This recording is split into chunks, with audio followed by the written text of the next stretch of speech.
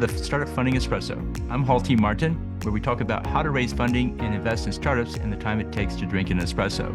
If you have a question about startup funding or investing, please go to the website, startupfundingespresso.com, and type in your question into the chat bot in the lower right corner to receive an answer.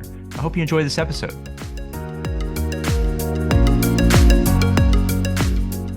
Hello, this is Hall T. Martin with the Startup Funding Espresso, your daily shot of startup funding and investing. Startup investing is one of the most difficult asset classes to pursue. Information about the potential of the startup is often scarce and always opaque. Some information is available, but the early signs provide only scant information.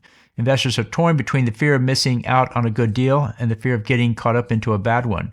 One must make an investment choice before all the information becomes available. Otherwise, other investors will come take it over. Startup investing is unique among investment options because the upside is truly unlimited. Almost all other investments have limits. Startups do not, and this is what fuels the investor's fear of missing out. Most investors know that they can't afford to miss the home runs. The losses from the others will be too great unless one has a home run hit. To resolve this dilemma, investors look for additional information. They look for every piece of information they can find evidence that it will be a success. Startup founders should take note of this dilemma and provide updates to assuage their fear. Thank you for joining us for the Startup Funding Espresso, where we help startups and investors connect for funding. Let's go start listening to today.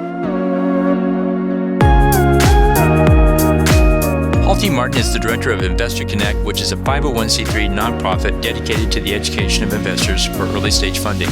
All opinions expressed by Hall and podcast guests are solely their own opinions and do not reflect the opinion of Investor Connect.